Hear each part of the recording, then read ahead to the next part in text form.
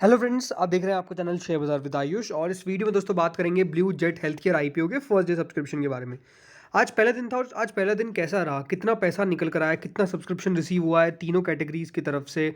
और डेफिनेटली जो मूड माहौल लग रहा है आईपीओस को लेकर बाजार के अंदर, क्योंकि बाजार जिस तरीके से गिरावट दिखा रहा है, क्या इसका असर हमको आने वाले दिनों में आईपीओस पर भी पड़ता हुआ देखने को मिलेगा, इसके बारे में दोस्तों इस वीडियो में चर्चा करने वाले हैं। एंड डेफिनेटली चर्चा डिटेल में करेंगे आज के सब्सक्रिप्शन के बारे में, ग्रे मार्केट के बारे में, सब कुछ इस वीडियो में डिस्कस होगा। तो वीडियो को पूरा ज़रूर देखिएगा। उससे पहले एक आपसे बात करना चाहता हूँ, जिन लोगों ने भी आज चैनल को फर्स्ट टाइम विजिट किया है तो आप चैनल को ज़रूर सब्सक्राइब कर लीजिएगा।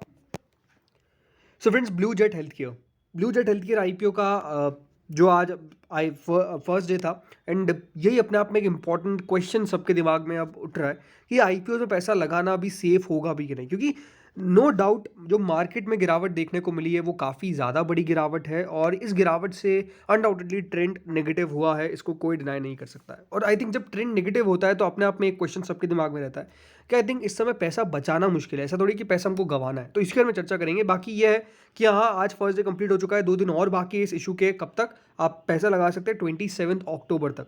याद रखिएगा, जो कंपनी ने प्राइस बैंड सेट किया है वो 329 से 346 का है। बट आप सबको पता ही है कि कोई भी लो प्राइस बैंड पे कंपनी शेयर्स नहीं देती है। 346 रुपीज़ पे आपको शेयर मिलेगा। कुल मिला के शेयर्स कितने मिलेंगे? 43 शेयर आपको मिलेंगे एक लॉट के अंदर। 840.27 करोड़ का आईपीओ का साइज है। और ये पूरा का पूरा दोस्तों ऑफर फॉर सेल है। इसकी लिस्टिंग कहाँ होगी? बीएसई एनएसई दोनों पर लिस्टिंग होने वाली है। एक बार सब्सक्रिप्शन से पहले दोस्तों हम रिजर्वेशन जान लेते हैं कि हर एक कैटेगरीज को कितने कितने शेयर्स ऑफर किए गए हैं। तो दोस्तों कंपनी ने ऑलरेडी अपने एंकर इन्वेस्टर्स से 252.08 करोड़ रुपीस रेज कर लिए, जो ऑलमोस्ट 30% ऑफ द इशू होता है। तो 252 करोड़ पहले आपको माइनस कर देना है।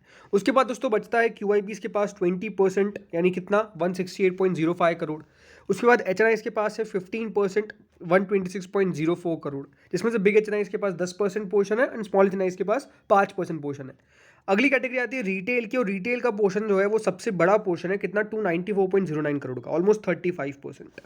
टोटल मिलाकर इस तरीके से दोस्तों जो तीनों कैटेगरीज है वो आती है। बिकॉज क्यूआईबी और एंकर इन्वेस्टर्स को आप साथ में जोड़ सकते हैं। जस्ट फर्क यही है कि एंकर इन्वेस्टर्स को ऑलरेडी शेयर्स अलॉट कर दिए जाते हैं और क्यूआईबी पैसा लगाते हैं, उसके बाद जाकर मिलता है। बाकी कैटेगरी में एक ही गिना जाता है हो। बट ठीक है, मतलब जो भी है, इंपॉर्टेंट क्या है कि यहाँ पर जो सबसे बड़ा पोर्शन है वो रिटेल कैटेगरी के पास है, कितना? 35% का।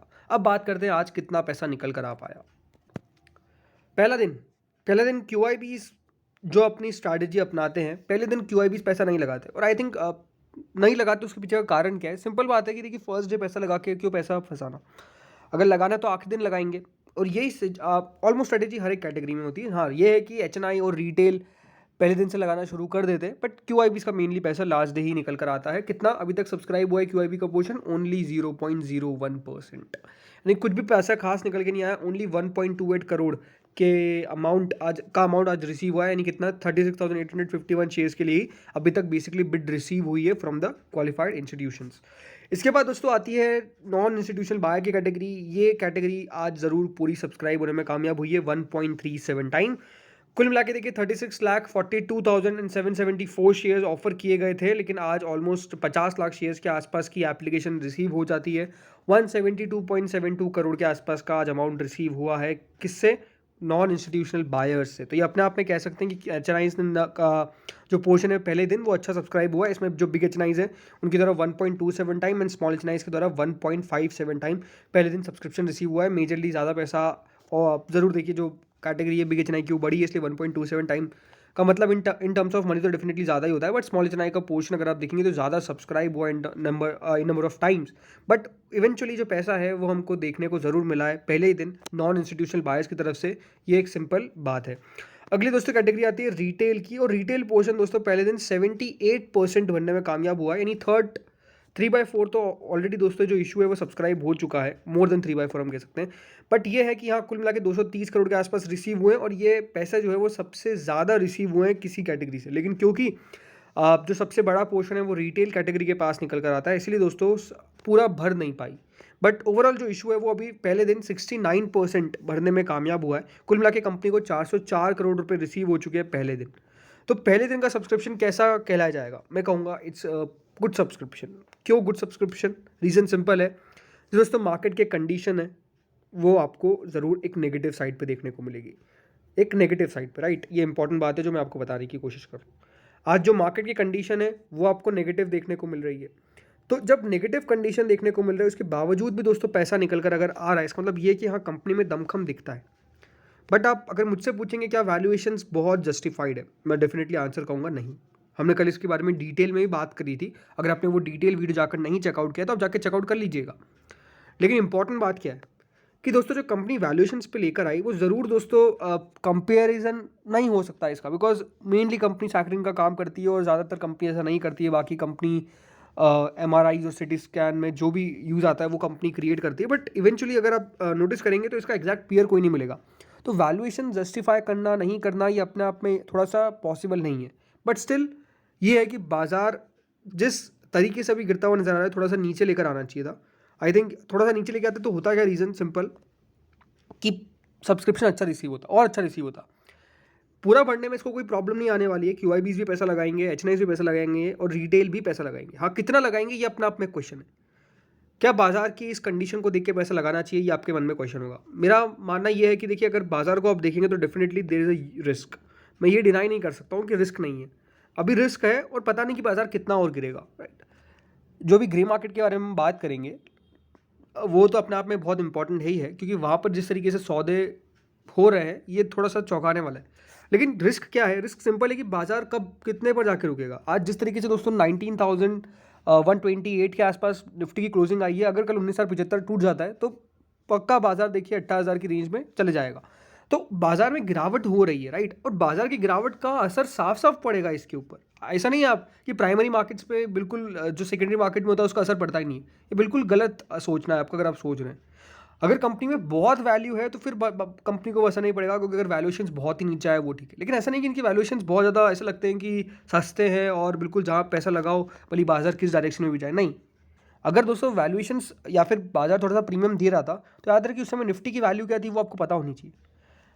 अगर निफ्टी गिरा है तो बिल्कुल इसके प्रीमियम में भी गिरावट देखने को मिलेगी। ये एग्जैक्ट बात जो है वो आपको मैं बता रहा हूँ। तो इसके अंदर पैसा कैसे लगाएं, अगेन ये मेरा पर्सनल ओपिनियन है, कोई भी रिकमेंडेशन नहीं है। डिस्क्लेमर आपको बता रहा हूँ कि आप मेरे कहने पर पैसा लगा रहे हो, बिल्कुल भी मेरे कहने पर पैसा नहीं लगाना है। आप अपने फाइनेंशियल एडवाइजर से कंसल्ट करें। मेरा ये मानना है कि ये 10 से 12% या फिर हम कह सकते हैं 15% तक के लिस्टिंग गेन का कंटेंडर है। लेकिन इसके अंदर क्या एक शर्त है, वो है कि बाजार कम से कम अभी 18,900 के नीचे नहीं जाना चाहिए। मान लीजिए अगर बाजार इसके भी नीचे चले गया फिर हो सकता है कि दोस्तों ये थोड़ा बहुत 4-5%, थोड़ा 5% डिस्काउंट, इस तरह की पॉसिबिलिटी हो सकती है। तो इस बात का दोस्तों खास तौर पर ध्यान रखना है कि इसके अंदर जो रिस्की इन्वेस्टर्स हैं मैं तो मानूंगा वो ही पैसा लगाए तो ज़्यादा बेहतर है। अब बात करते हैं इसकी ग्रे मार्केट पे। ग्रे मार्केट कितनी आ चुकी है, 35 रुपीज़, 35 रुपये ग्रे मार्केट आ गई है 10.12% पे। अब मैं आपको ग्रे मार्केट का खेल दिखाता हूँ हो क्या रहा है ग्रे मार्केट के अंदर, बिकॉज आप खुद चौंकेंगे कि हो क्या रहा है ये। दोस्तों कल तक ग्रे मार्केट 63 रुपीज़ चल रही थी, मतलब ऑलमोस्ट 63 रुपीज़ का हाई बनाया था कल ग्रे मार्केट ने, ऑलमोस्ट 18%। कल से आज में अगर आप बाजार देखेंगे तो बाजार कितना ऑलमोस्ट 1% के आसपास गिरा है और उससे भी कम। लेकिन स्टिल ग्रे मार्केट में आप देख लीजिए फ्लक्चुएशन कितना बड़ा हुआ है, 18 से सीधा 10%। इससे पहले की ग्रे मार्केट देखिए 85 रुपीज़, उससे पहले की ग्रे मार्केट देखिए 95 रुपीज़। 95 रुपीज़ पे ये ग्रे मार्केट ऑलमोस्ट ओपन हुई थी, तो कितना था 27%। उससे ऐसा तो नहीं कि बाजार बहुत पलट गया, बाजार गिरा ज़रूर है, लेकिन आज अगर आप देखेंगे तो वो 95 रुपीज़ की ग्रे मार्केट ओनली 35 रुपीज़ चल रही है। 35 रुपीज़ यानी कितना ग्रे मार्केट गिर चुकी है, ऑलमोस्ट 60 रुपये के आसपास, 60 रुपीज़, राइट। तो आप समझ सकते हैं कि बाजार किस तरीके से अभी चल रहा है। बाजार को एग्जैक्ट डायरेक्शन नहीं पता है, ये बात बहुत इंपॉर्टेंट है समझना।